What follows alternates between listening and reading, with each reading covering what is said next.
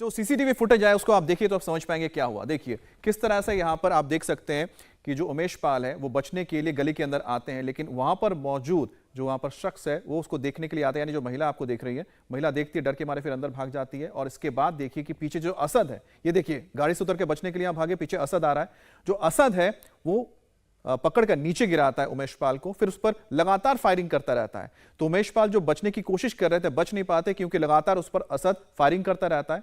और उसके बाद जो उमेश पाल है आगे जब गली के अंदर आता है तो वहां पर एक दरवाजा होता है, उसके अंदर जाने की कोशिश करता है कमरे में, फिर वो बाहर निकलता है। इसके बीच आप देखते हैं कि बड़ा वाला जो ये डोर खुल गया, लड़की बच के भागती है क्योंकि उसको डर जाती है कि लगातार फायरिंग होती है। फिर उमेश पाल निकलकर इस घर के अंदर घुसता है, लेकिन तब तक वो अपने आप को नहीं बचा पाता क्योंकि कई फायरिंग हो चुकी होती है। उसके बाद जो आप देख रहे हैं गनर जो भाग के गली में आता है, उसके ऊपर पीछे जो गुड्डू मुस्लिम है वो बम से हमला कर देता है। एक बार फिर से देखिए, आप क्लियर हो जाएगा कि आखिरकार किस तरह से घटनाक्रम हुआ।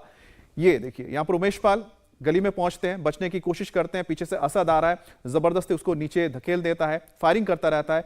वहां पर उमेश पाल बचने के लिए पहले कमरे में घुसते हैं, लेकिन तब तक एक जो महिला है बाहर निकलती है, पड़ोसी, वो देखती है, डर के मारे फिर वो भाग जाती है वहां से। फ्रीडम ऐप से सीखकर क्या आप टेराकोटा के गहने बनाते हैं? अगर ऐसा है तो आप अपने टेराकोटा गहनों को 1 करोड़ फ्रीडम ऐप के जो ग्राहक हैं उन्हें बिना किसी खर्चे के आप उसे बेच सकते हैं। लेकिन उसके पीछे अब देखिए जो गनर आया, और गनर के पीछे ये दो धमाका आपको नजर आया, पूरा धुआं धुआं।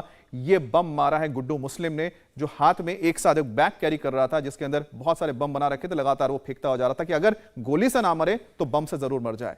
एक बार फिर से आप देखिए ये जो गली है, इस गली के अंदर आते ही असद कैसे काबू करने की कोशिश करता है उमेश पाल को, जो बच के भागने की कोशिश कर रहे हैं, लेकिन वो कर नहीं पाते, भाग नहीं पाते हैं। और यहां पर जो असद है देखिए लगातार फायरिंग करता हुआ जा रहा है, फायरिंग कर 1 2 3 जो लगातार गोलियां चल रही हैं। उसके पीछे जैसे गनर आता है बचने के लिए, देखिए गनर ये भाग के निकला और यहां पर ये बम मारा गया। और बम मारने के बाद इसको आप कह सकते हैं कि घटना में उसकी जान चली जाती है जो गनर होता है। तो ये जो गली है, इस गली के अंदर भी किस तरह से अटैक करना है इसको लेकर भी रेकी की होगी, तभी ये हो सकता है।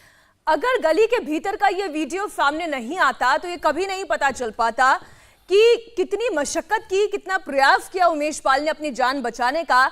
लेकिन असद अपने सभी टीम के साथ, इन गुर्गों के साथ पूरी रणनीति बनाकर इस तैयारी के साथ आया था कि उमेश पाल को उसे खत्म कर देना है किसी भी सूरत हाल में।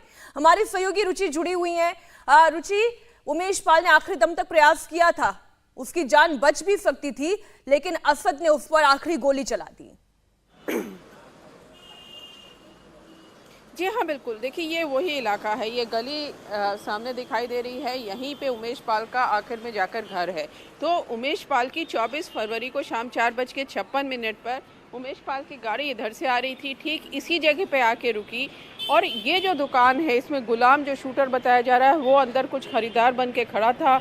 जैसे ही उमेश पाल की गाड़ी रुकी वो बाहर निकला, गोलियां चलानी शुरू की।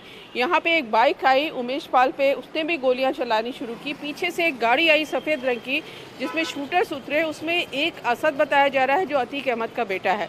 अब उमेश पाल का जो गनर था वो आगे से उतरे थे, उनके ऊपर भी गोली चल गई थी। लगातार यहाँ से गुड्डू मुस्लिम जिसको कहा जा रहा है वो बम चला रहा था। अब उमेश पाल ने यहाँ से गाड़ी का दरवाज़ा खोला क्योंकि गोलियाँ चल रही थी, बम चल रहे थे।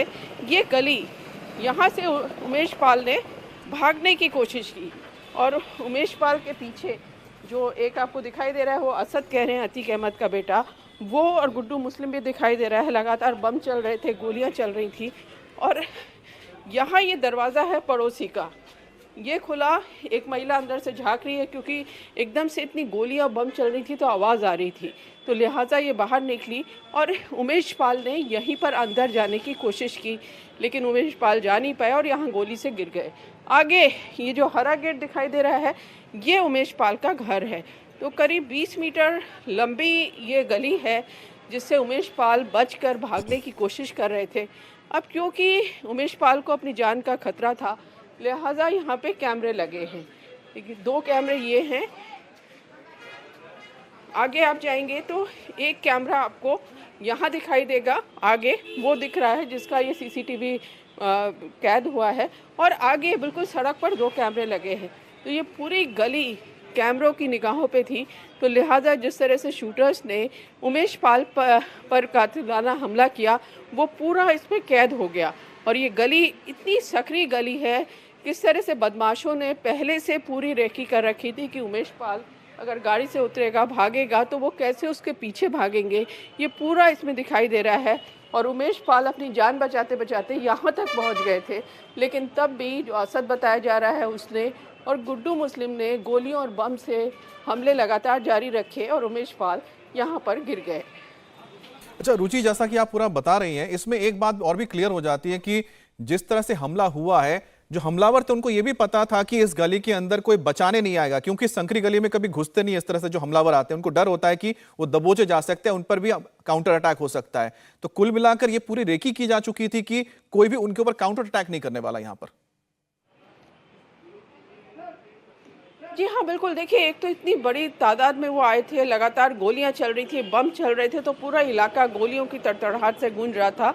उसी वजह से एक महिला यहाँ से निकली थी देखने के लिए कि आखिर हो क्या रहा है। अब एक दरवाज़ा ये है और एक दरवाज़ा ये है, ये कुछ दरवाजे हैं और दुकान है।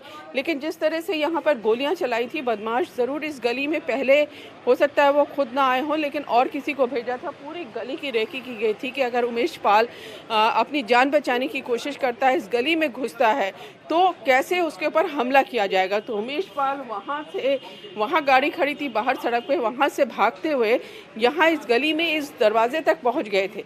लेकिन क्योंकि ये दरवाज़ा खुला हुआ था, उससे वो लड़े और अपनी जान नहीं बचा पाए। इस गली में आप दीवारों पे देखेंगे तो बम के, गोलियों के निशान भी आपको दिखाई देंगे।